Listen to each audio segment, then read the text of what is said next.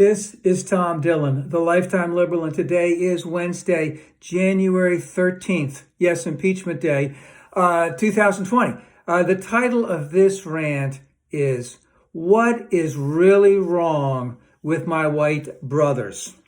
And I would say, A, 400 years of entitlement to the least. And basically, what has that 400 years of white entitlement given us? Basically, we really do have a social, economic, and political structure that is often exceptionally dysfunctional and very imbalanced. And now, as every day passes, we are seeing more and more of the atrocities that were committed by these white men on Capitol Hill at the Capitol building from January 6th. Now, this will be played out over time in the courts, and there's a good chance we will even see more disturbing video when these cases actually come to court, and I hope a lot of them spend significant time in prison. But in terms of, this white male entitlement, now, this whole thing of, let's just say, racism, which goes on before our country even started, which was a big thing in the 1830s through the 1850s, before the Civil War, in terms of trying to get some type of equality. After Reconstruction went down in the late 1870s, it cropped itself back up again, and again in the 1960s. But in the last 50 or more years, this concept of white entitlement, brought on by what I would call the corporatist white America with what I would call the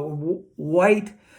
wing scheme machine, let's say the beginning of the 1970s, where they basically flooded the media with the concept to white men that they needed to have grievances against, let's just say, the black people, that what needed to be done was to burn things down instead of sharing with others, with the concept that because our sisters and brothers of people of color were getting more equality, that they needed to hate democracy, and also to have them want to have greater inequality, as terrible as it is, because inequality basically increases the amount of insecurity. And as we can see now with the pandemic, our sisters and brothers of color are suffering from tremendous insecurity, but the billionaires are doing fine.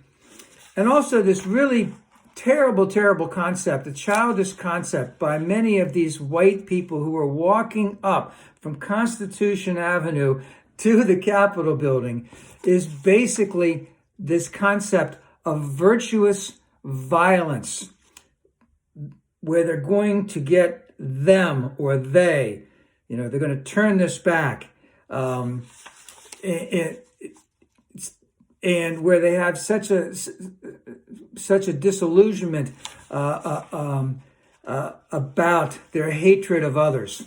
So don't have some great answers for it, but my particular thing is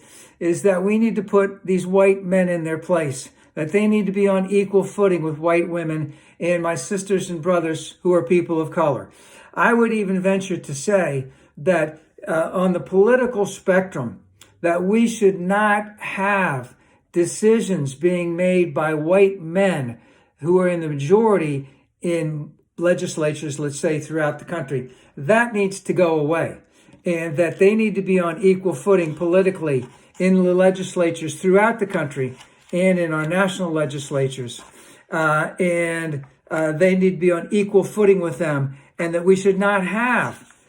any type of decisions made by a majority of white men for the next 50 years. And I would even say that after Joe, we shouldn't have a white president, at least a white male president, at least for the next 50 years after that.